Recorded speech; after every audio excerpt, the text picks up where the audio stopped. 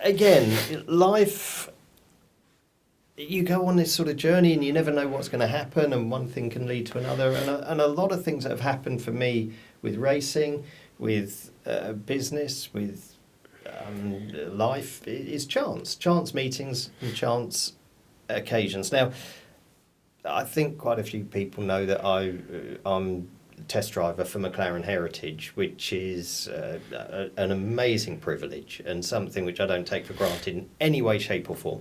But for sure, how does a 52-year-old, bald, slightly overweight guy with no massive racing pedigree end up as a Formula One test driver for McLaren? Now, I've driven, I don't know the exact number, but it's not far shy of 100 Formula One cars from the 60s through the 70s, 80s, 90s. We haven't done any of the Peugeots because there aren't any engines available for the Peugeot cars. Oh, really? Interesting. And then after that, all of the Mercedes cars, from the Ilmor V10s, Mercedes V10s, through to the V8s, and more recently a hybrid car. So pretty much every iteration of F1 car for McLaren from the 60s through to now. So how does this happen? You know, how does this amazing job and opportunity present itself? You know, what do you have to do? Well, I was down to drive a 720 McLaren road car at Carfest South, Jodie Scheckter's farm. And I'd raced a Shadow DN9 for a guy in the Masters Series Formula One car. Okay. With a Cosworth DFE engine. So I had a little bit of experience with a DFE. And racing. So you've got to remember that automotive, McLaren Automotive and McLaren Racing at that point, very different companies. Yeah. You know, they're very separate. There was no crossover between the two. But Racing were running the M23 for a demo at Carfest, which was the 1974 Emerson Fittipaldi Championship winning car. Nice. A very, very special car. Yeah. It normally sits on the boulevard at MTC. And on the Friday, they didn't have a driver. I think they were using Ollie Jarvis for the weekend, but whether he was on the sim or something, I don't know what the story was, but he couldn't be there for the Friday.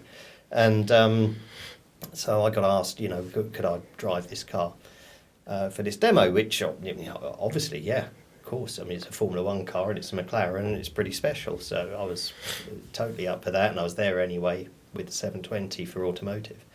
And so yeah, no problem, love it.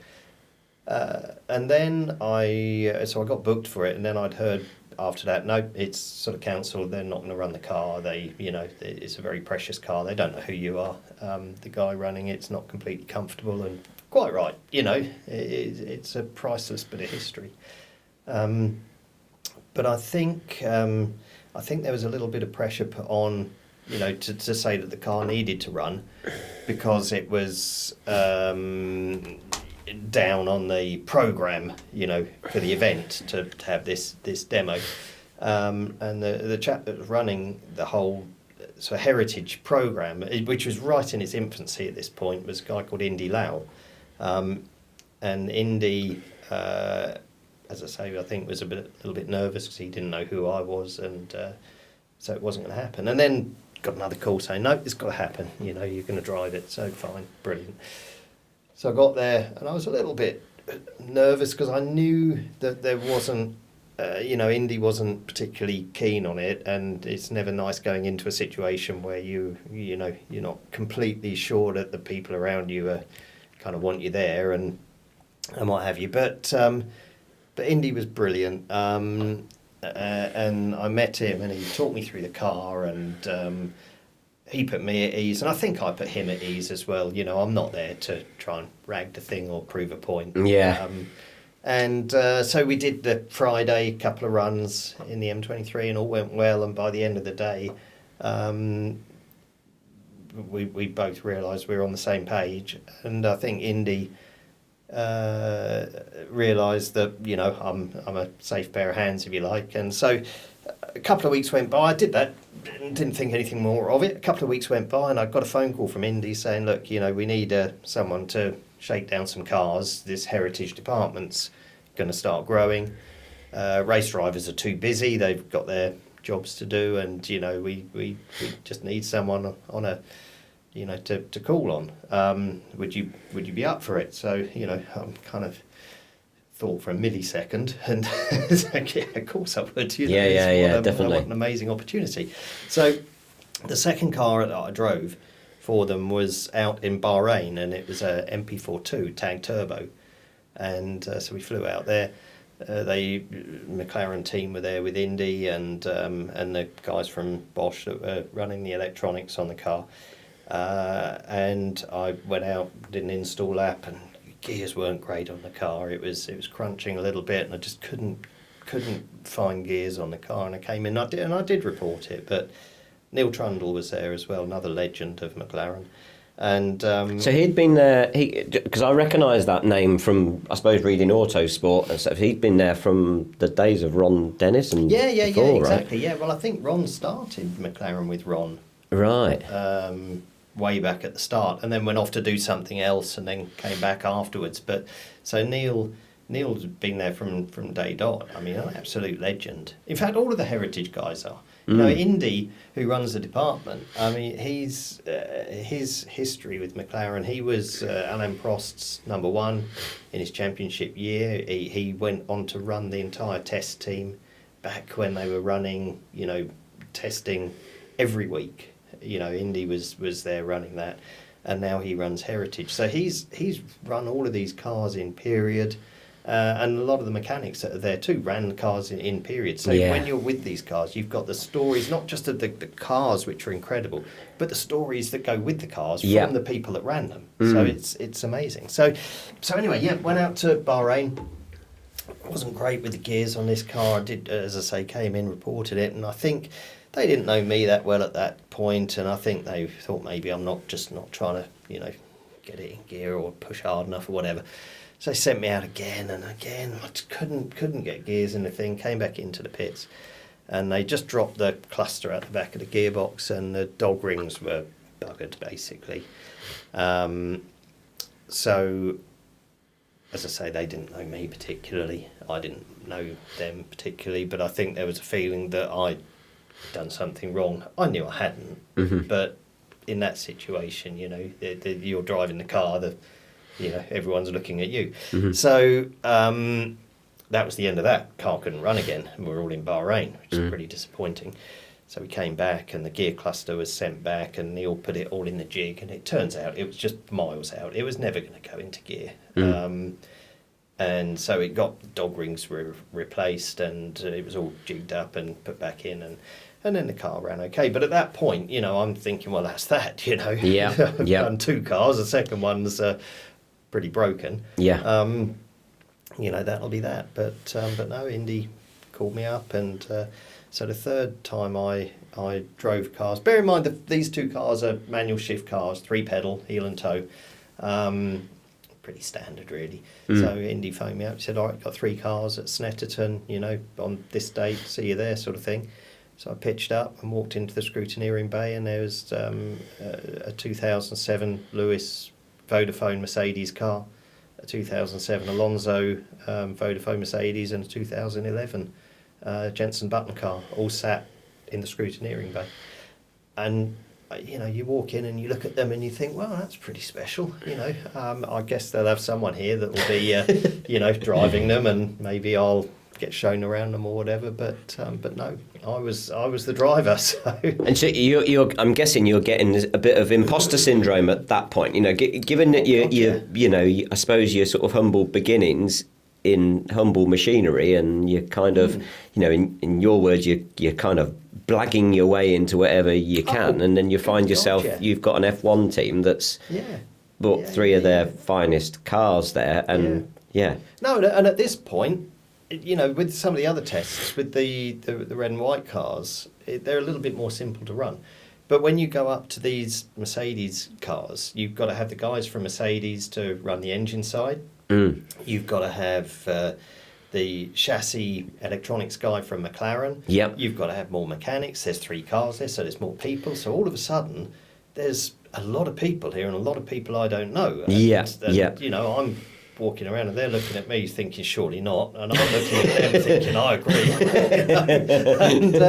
and I don't know anyone. And I just, and there's a procedure with these Mercedes cars where now it's very comfortable, but at that point, I don't know what these procedures are. So they'll warm the cars up with the oil heaters and what have you initially, just to get the engines warmish by flowing the coolant through the car and through heat exchangers before they fire up. And they'll get to a point where they're ready to fire up.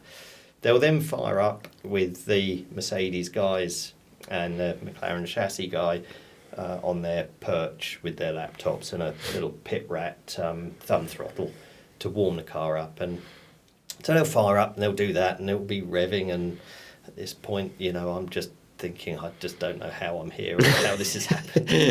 I'm pretty scared. and then once they've done that, they'll do a shift check on the car. So they'll manually pull the clutch, put it into first gear, release the clutch, and then control goes back to the bench basically, where the McLaren guys will run through the gears, and you'll see the car going up through the gears, back down through the gears, and making sure everything's ready to run. And once that's done, then they'll bolt the wheels on, give you a nod, put the helmet on in you get, and off we go. So, the nod was sent, put your helmet on, and I just got in the car and I'm looking out the scrutineering bay. And then once you're in, they'll fire up again just to bring the car back up to temperature before you go. But it's hand clutch, which I hadn't driven before. Oh, right. This was the first time.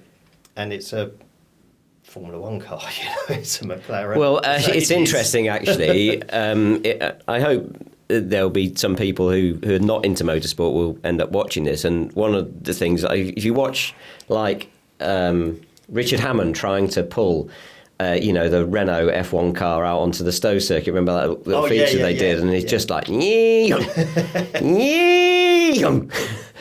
Well, when you with the hand clutch, it's a potentiometer, so there's no sort of mechanical connection between what's happening with your hand and the clutch and gearbox. It's all just a switch basically, potentiometer. So you're so used to with your leg getting that feeling of a bite point and what have you, and with this you don't. But I'm sitting in this car and it's fired up and they're warming it up on the pit rat, and when it's warm, normally when I'm looking at the dash about 105 degrees is the point where the Mercedes engineer will look at my engineer, if you like, who's on the nose, and give the signal that, we're up to temp, everything's good. He'll then give a signal to remove the umbilical out the side of the car.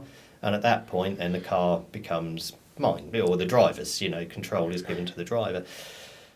And I just remember looking out at the pit lane at Snet, just thinking, well, if I can just get out of here, if I can get 30 yards, if I can just leave this scrutineering bay, I'll figure it out. I'll be all right. I just want to get out of here. And luckily enough, I did, and and that was 8 years ago, and as I say, now best part of 100 cars. Well, let's look at some of the stuff that you sent me. I mean, that it's amazing the number that's of MP46s. So this is the period talking about Indy now, and I've got to say now, from not knowing Indy at all at the first time I met him at Carfest, now Indy is a really, really close friend outside of McLaren. He's actually godfather to my daughter.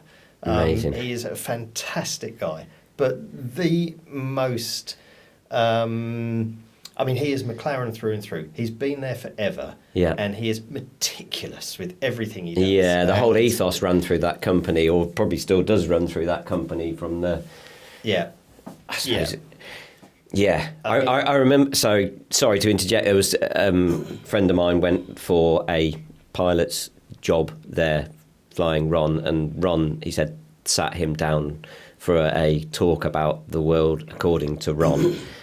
This is the way we do things here, and it does take a special kind of. It's the same to me. It's the same mentality as runs through the likes of Apple and something. It's like, right, this is the way we do things. Absolutely. A very process way, very, very, very process driven, very precise, and so MP46 This is a period when Indy was running the test team, and so there was actually 11 chassis, MP46 chassis, because you've got the race cars, you've got the test cars, you've got the spares, T cars at this period. So actually, through this period, there's quite a lot of chassis for each year.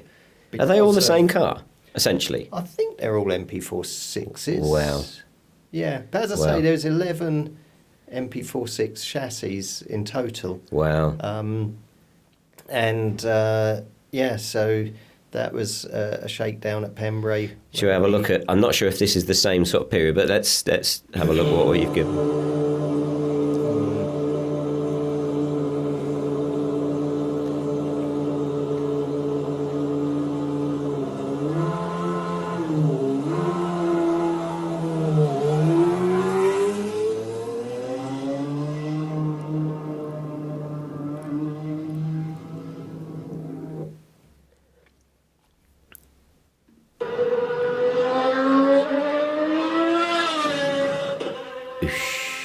Don't they sound lovely? Do you know what I was going to ask, actually? I've seen some of these historic, F1 cars run before.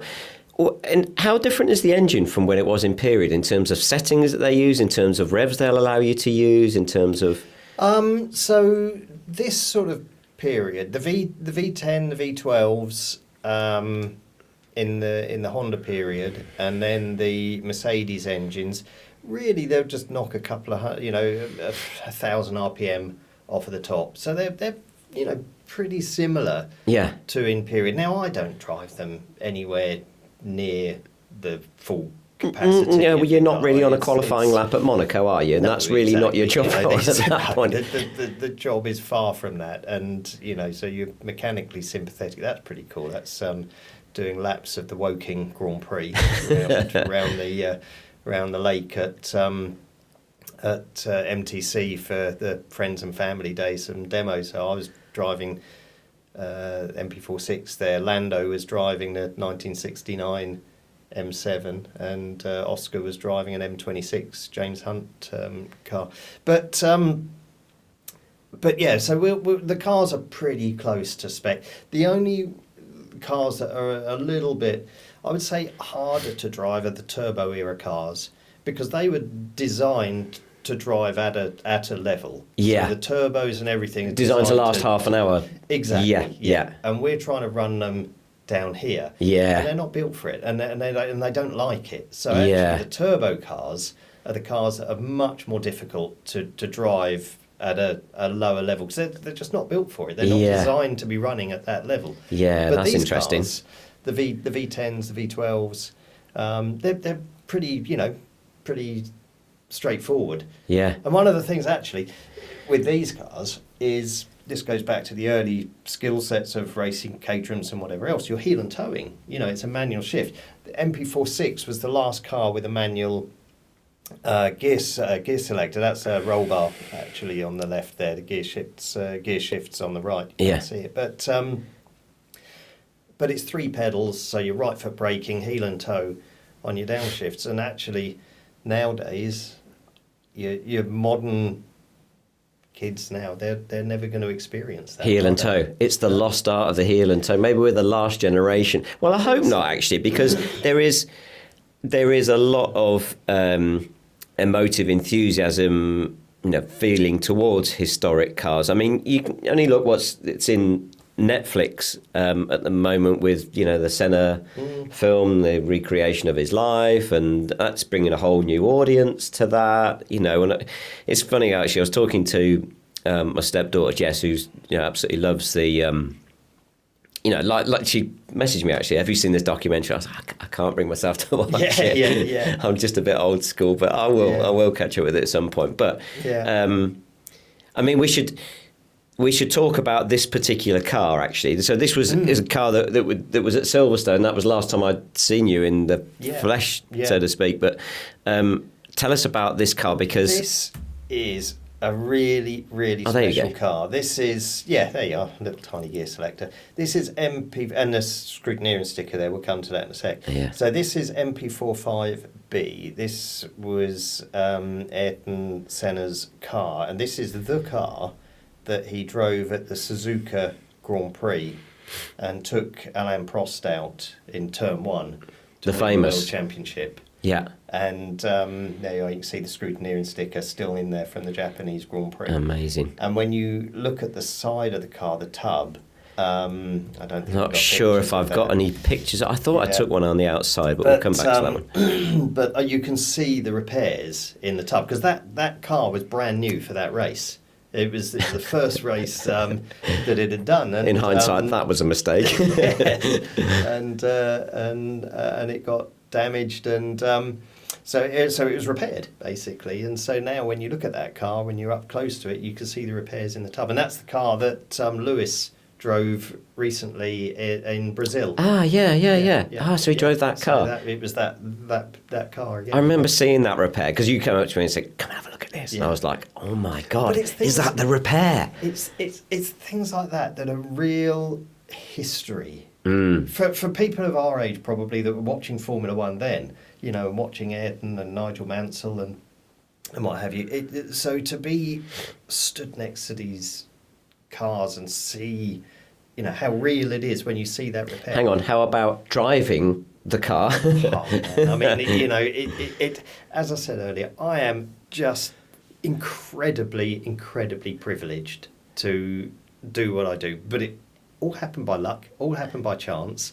There's no formula to. Well, have you got do make there, your own but, luck. I'll challenge you on that somewhat. And as I said to you on the phone, I'll challenge you on that somewhat, because I think you have made your own luck, and it's something that you have a talent for and a skill for without probably realising it. It's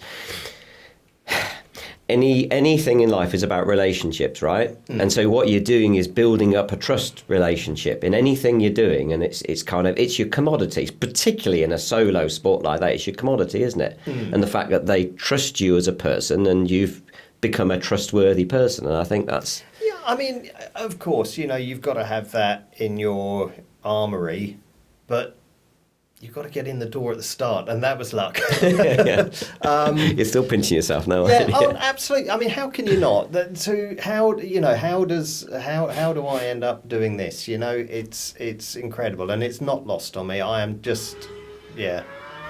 This is cool. Yeah, this was really cool.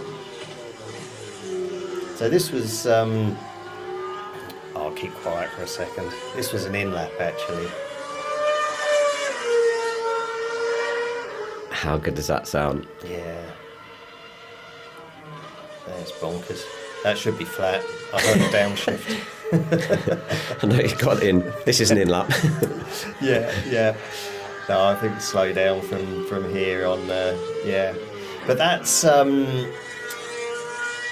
that MP426? I think so. 2010 car. That's a car that Lewis won in Turkey with. Okay. But this was at the British Grand Prix a few years back now, and it was being sold by auction. So my job was to drive it round, and it was actually being live auctioned whilst I was driving it round. Oh, So, yeah, I remember Yeah, this. so as I'm going round, I could see the big screens, and I could see. Don't chunt now. Just exactly. Like, Everything to lose. yeah. It's back to the old mantra you of know passenger rides. Everything to lose, nothing to gain. Everything to lose, nothing to gain. Yeah, especially when you see the numbers rolling on the big screens every time you went round, and the guy that bought it was actually on the podium bidding at the time. Right. But that was so to do that sort of at the British Grand Prix. Yeah. With a decent amount of people in the crowd, and not just that, because the car sounds so good. You could see the F1 teams as well. There's a big screen in the background. Yeah. So the more as we went, then you could see the auction on the screens. But yeah, No pressure at all. no. It's a good on board shot, actually. Yeah, well, that camera ended up in the car with me. Oh, really? Yeah, it ended up in my lap. So it's still it's still Silverstone, right? Yeah. Silverstone? This is basically the same footage you just showed, okay. but just the onboard camera. From on board, yeah. Yeah. Oh, so you're running on the inside of Stowe, are you there? We were running from the old school. Yeah, cool, man. yeah. Well, you can imagine, it's a Grand Prix weekend, so the main garages are full and the support garages are full of F2. So, we just had to, or we were sent to wherever we were sent to run from. Holy crap, that's so cool, though, man. Yeah. One of only 3 drivers in the world with a current McLaren contract. That's very cool. Yeah, that's pretty bonkers. Very cool to throw into a party conversation. Well, the guy that runs the program is that's pretty amazing. You've made it. You've made it onto the front page of Autosport magazine. Yeah. Well, the car has. I just happen to be in it. You appear to be in it, though. Yeah. That's happened a couple of times now with that car and a V10 as well, actually. But this was Autosport doing a bit of a piece on McLaren. But yeah, that's I've actually got that on the wall at home. Yeah, I bet you have. It's pretty amazing. I like some of the footage that you've sent. Is there another one? This is another one. Yeah, that's the other Autosport that made it onto the front cover. Yeah, nice. Yeah. But look, the photo shoot from this is amazing, though. Yeah. Is that Goodwood? No, that's Pembrey. Oh, is it? Yeah. Okay, yeah. Yeah, but it's quite hard to drive these cars slowly behind a van. Yeah.